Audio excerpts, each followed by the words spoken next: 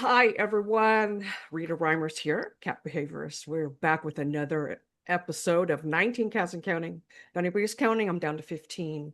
I lost my boo-boo last week. 17 years old, though. Had a good long life. But what we're going to talk about today, we have Dr. Jeff Feinman back on. We're going to talk about pet wellness right after this message from our sponsor. And we're back with 19 cats and counting. Dr. Jeff Feinman, you're back with us. I think this is your third time. It is. You are a record breaker. I love it. So Thank you. you have a new book, and I have downloaded it to my Kindle. Do I get to hold it up? Path to Path Wellness. I love it. Yes, everybody should go out and get this book. Tell me what prompted you to write this book? What prompted me was a perceived gap between what I learned in vet school, what I continued to learn for a decade. I mean, I was on the path to becoming an internist endocrinologist and, focus on the body, the workings of the body.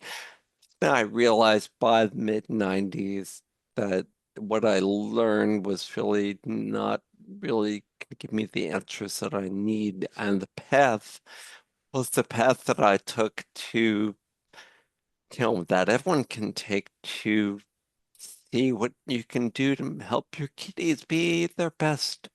It's really what it's all about in my mind, Rita. It's not the name of the disease, not the symptom, not the diagnosis, but is your kitty being the best can be? It's having a happy life. Yes. It's about the whole dog, cat, It's about the not whole. just the medical health issue, but also their spirituality and their mental health and all of that. That is true, and that is why I call it a holistic paradigm, holistic framework, but with the W. So holistic, Uh, versus holistic with an H, which often is using drugs and supplements and whatnot to get rid of symptoms, to right. soothe symptoms.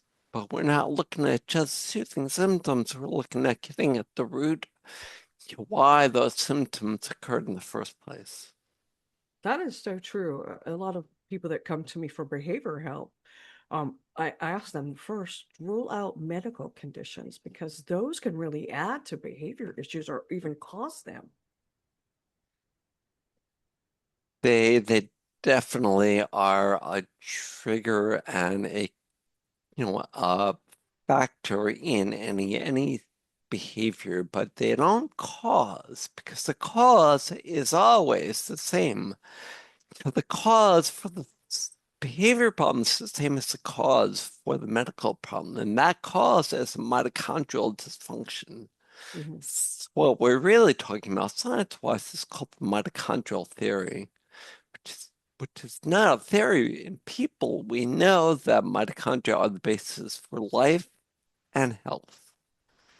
And what Definitely. we're talking about is how to make our mitochondria, how to make their mitochondria as happy as possible. And I love the holistic approach. So many of my clients are quick to, they go to the vet. No, I love my vet, but right away they want to put the cats on Prozac or something like that. I prefer going the holistic route. In my opinion, I don't think Prozac or any of those things are needed unless there's a neurological issue. I think there's other things we need to take into consideration with our pets, which is what I love about your book and your approach. For sure. Yeah, I mean, it's the bigger picture that really is going to give us the answer. It's Mhm. easy. Medicine, that mad medicine, as we know it, is what they call reductionistic. Now, I'm a molecular biologist by my original training, and that means that I started looking at the whole, but on a unicellular level. So I used to grow fibroblast skin cells in monolayers, layers of cells, and to figure out their individuality based on their receptors and that's reducing the bigger picture down to a very, very small picture. And I think that we need to take that 40,000 put view and be more holistic and less reductionistic, which is actually the opposite of holistic, reductionistic and holistic. Definitely. What was it when you were studying molecular biology that made you decide you wanted to turn it towards animals and wellness? Does it just kind of happen organically? Yeah, yep, Yeah. nothing ever really made me decide except the fact that I wanted to be a veterinarian since I was 5. And molecular biology came into play even before I became a veterinarian. So I thought back then, because of my chronic disease and my symptoms, I thought I was going to spend my life in the lab, working at that molecular level. Hmm. And then, as I began to live a bigger life and feel better and do better and went through vet school and all that, and that's when I realized that two things come together. It's just really everything is coming together in this day and age. It's true. And I love that people are, really wanting to know more than just what to feed their pets, right? They want to know how to make them happy overall. Exactly. I just moments ago answered a question on our Holistic Actions forum. They were talking about making their dog a vegan and the health Oh, benefits of it. And I said, does your dog love veggies? Does he love? And it's like, well, there are some dogs you offer a piece of broccoli and a piece of meat and they eat oh, the sure. broccoli. Hmm. Maybe that dog could be a vegan, but the vast majority prefer the meat because that is species appropriate. And the mitochondrial theory is very clear Right. that the happier we are, the better our mitochondria work. Not just that, but I don't think they get adequate protein out of a vegan diet. I know that a cat would die on a vegan diet. They Dogs have to might be be able to thrive, but not cats. they have to be supplemented, yeah. Right. Yeah, Definitely. yeah. And then you're into you have to feed processed food, versus the fresh food. I had a And if cat that liked watermelon. I'd hold it up and she'd suck the juice out, but there are just as cats a that treat. love watermelon, love broccoli, that love it. I mean, my cats will eat whatever. I mean, we basically have to guard the salad Mhm. when we eat, also steal it out of the salad bowl. You don't have picky cats? I do. No, and my friend picky nesting cats is an early warning sign that that underlying root may need better balancing. So, yeah, picky nesting cats is what we call an early warning sign Mhm. of internal imbalance, pickiness, hairball vomiting, Yeah. drinking of water. Well, a lot of things we call normal are Hmm. actually they're common, but they're not normal. Right. I'm luckily I don't have a lot of vomiting going on. Well, as my cats get older and they get sicker, I do have more with the older cats. But um, my cat, they're still picky though about their food. Some will only eat certain flavors, and I guess that has something to do with maybe what they need in their diet. Is that true? Has more to do with what they need energetically. Hmm. I And get yes, that. that diet, as we know from Chinese medicine, all the foods provide some energetic basis Hmm. for the body. So yeah, there are heating foods, foods that favor inflammation, foods that, yeah. So they do know in a way, they're much more intuitive than we are. We feed them Yeah. based on marketing or what we're told is right. My own brother who I told about, dry food and cats. Because I'm sure you know that feeding dry food is really Right. not the best for cats. But the cat had a urinary issue, and the vet put her on Yeah. prescription dry foods, cystitis, and then the cat started having new symptoms, Yeah. like peeing outside the box, which he'd never done Yeah. before. And yeah, When, so in when that case, the very first step is get him off the dry food. Yeah, the dry food, it's just my cats eat both because they like the crunchies, but that wet food's essential for keeping them hydrated, for one thing, and for avoiding the crystals and the urinary tract blockages. And I focus a lot, we talked a bit about the mitochondrial theory, but I focus a lot on what's called vitamin V. Vitamin V is much higher in fresh food, and even canned food, than Hmm. dry food.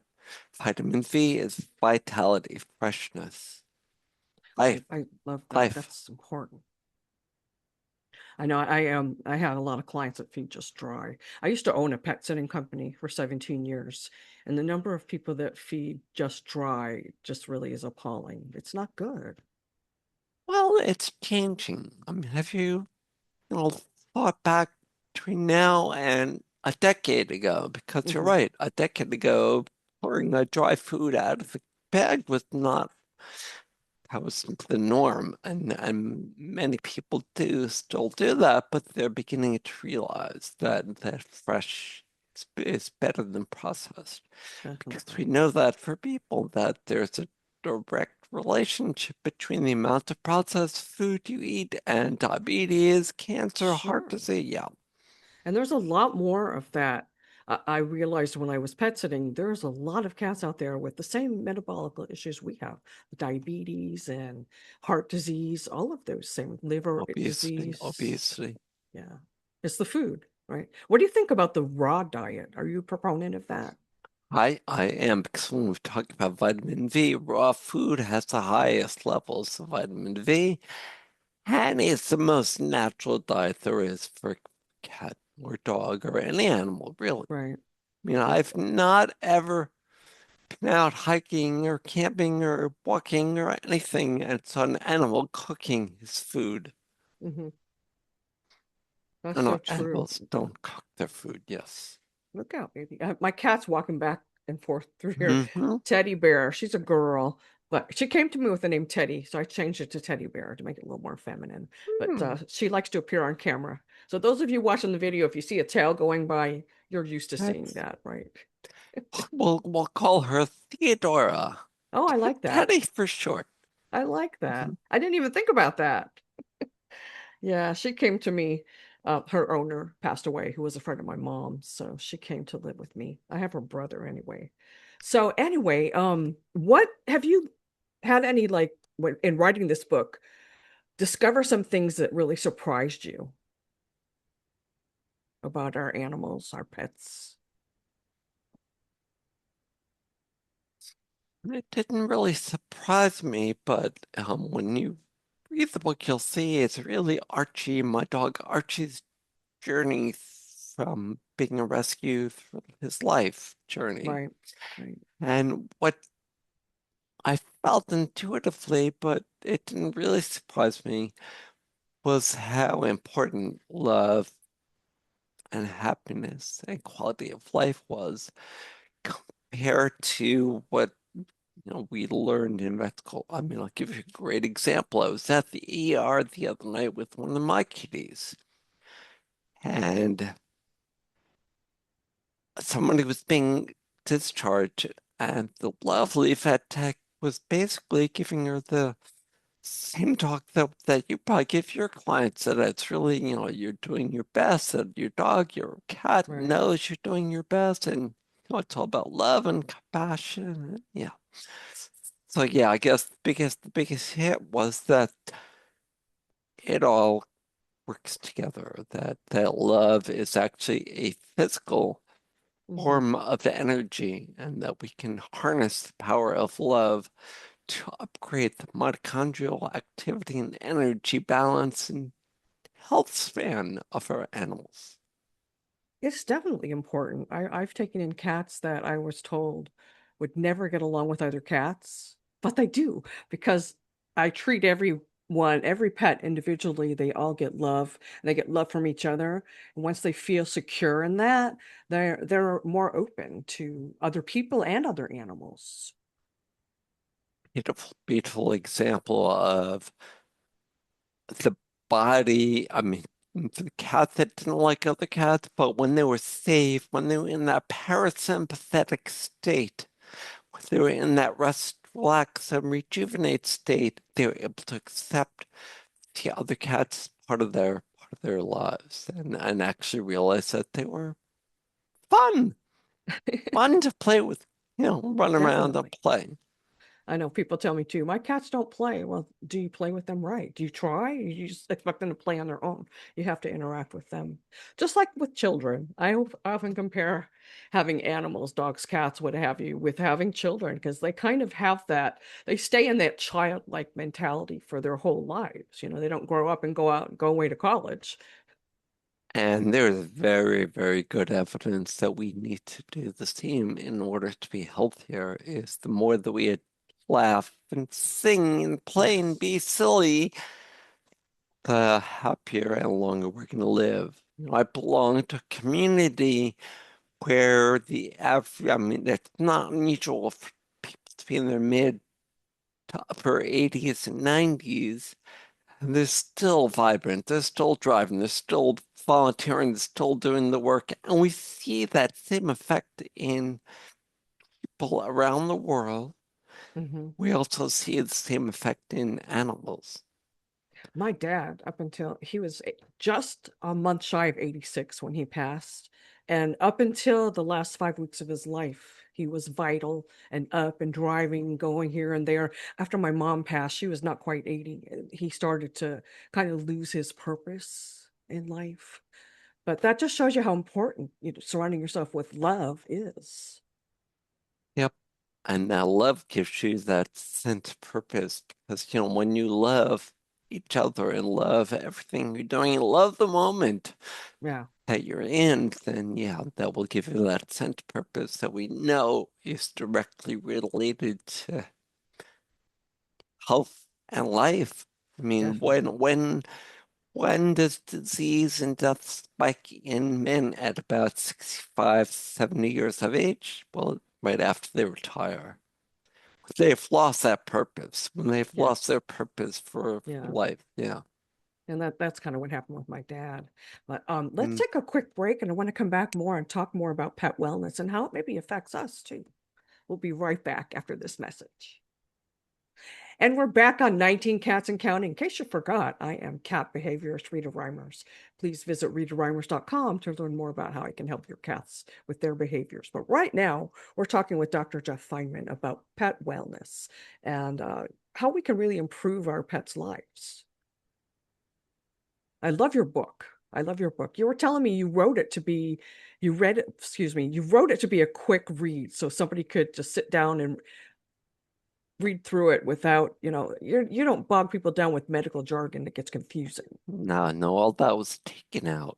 Yeah. Actually, there's a lot of stuff that was taken out by the editors. A lot of the actions, about what you can do specifically or in the supplement when you buy the book. At the end of the preface, and it's a tip for everyone because apparently people are not saying this, but at the end of the preface Ah, you've is got a A QR code for QR code us. that goes to a page with the parts of the book that were cut out and a few handouts about things like conscious, compassionate communication, how you can do that with your vet and your animals. Well, lot of good stuff, Hmm. including a $1 trial for Holistic Actions, which is where that's our online platform that we use to teach the methods in the book. I'm going to have to skip through and get to that QR code. I assume I downloaded the Kindle version. I assume it's in there too. I hope so. Well, I'll let you know I because think, I'm I going to go think, looking for that after we talk. but I think you still have to take a picture of it on the Yeah, screen. yeah. Yeah. Take your phone and scan the QR code. Yeah. I think that'll work. I like to do Kindle because I can get to the books quicker than waiting for delivery. Yeah. So, And then now you can search the book and you'll see there's what, 200 or something references to love mhm. the book. It probably Love. took you a while to write this, right? Uh, well, I've got yes. It took, You made 10 years or more actually to write. Yeah, it was first about a decade ago. It was a book, a little ebook called Do No Harm. Because my overall thesis is that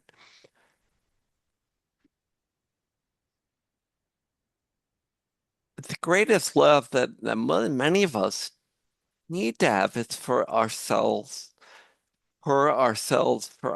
bodies, for our bodies doing its job. And that working against the body, telling the body, just say no to the body. And the opposite of what we want. We want to be saying, just say yes. And now what do we do? Mhm. So yeah, I think that took me a long time to write, to try and bring it down to terms that are understandable. Because something in my brain doesn't necessarily translate to the written word, or for me, the spoken word. Mm. I could talk about cats all day, but yes, translating it into a book, I told you before we started, I've been trying to write a behavior book for about 20 years. And I know Right. other people have done it, but I just can't find a way to make it general enough to apply to every situation. It's impossible when it comes to Yeah, behavior. no, with behavior, the only general rules I can think of are those polyvagal theory rules of safety, get them out of sympathetic and into Hmm. parasympathetic.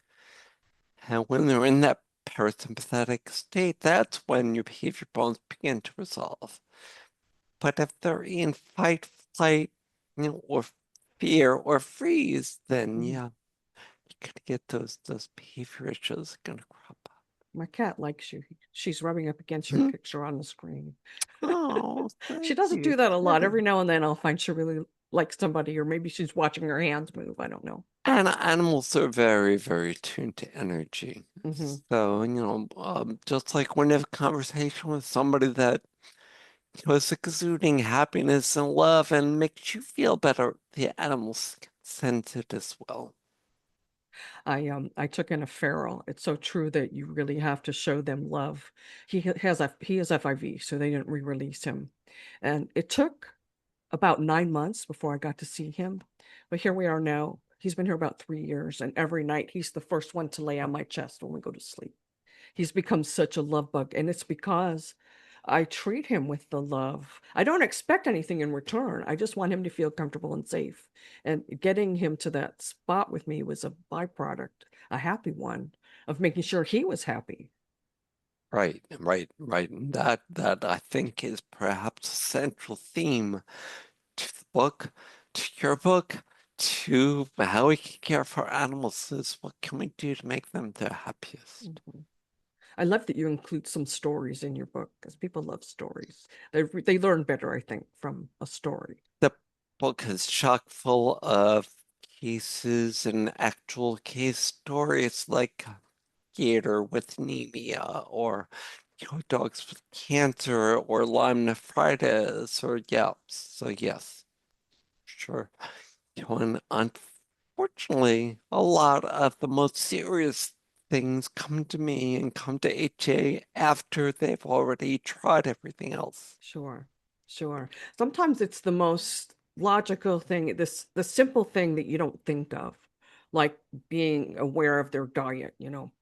People, if you think about when we have a diet deficiency, it definitely affects not just our health, but our mood. And it's the same for our animals, our cats and dogs. If they're not getting proper nutrition, then they're not acting at their best either. Would you say that's true?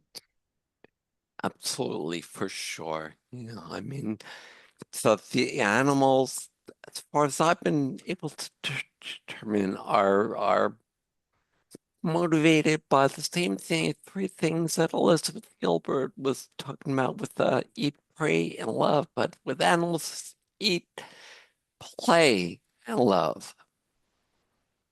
That's I have something I call PEGs. It's play, eat, groom, sleep. Because it's like the cat's natural rhythm. And I'm sure there's something similar in the dog world. I grew up with dogs, but I'm not a dog expert by any stretch of the imagination. But I know our dog was very healthy and happy because we treated him, you know, you have to treat them with respect too.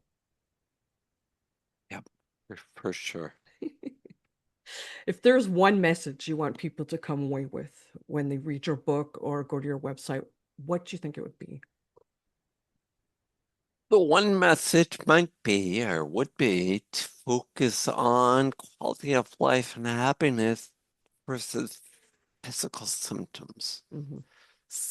So the case on the farm this morning was a dog that was having vomiting and other problems and was feeling great in every other way, but the woman was freaking out and about to go to the ER, but the husband said, look, Beam is fine, the dog is feeling great, let's wait and see what happens, and the dog was fine.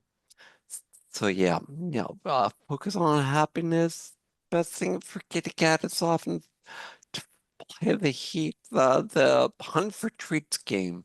If they're symptom, then go ahead and just play running, finding, catching, eating, and enacting or are enabling their natural hunting abilities.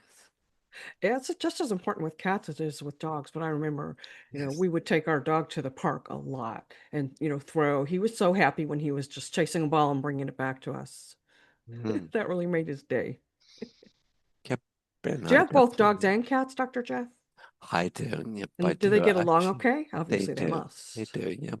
And Yep. again, why? Because you treat them with love and respect. And because I visualize and because I realize that I'm not thinking, oh, dogs and cats, they don't get along. I just visualize that they Hmm. are the best they can be, and they are the best they can be because I let them be the best they can be. I talk about visualization in my sessions a lot.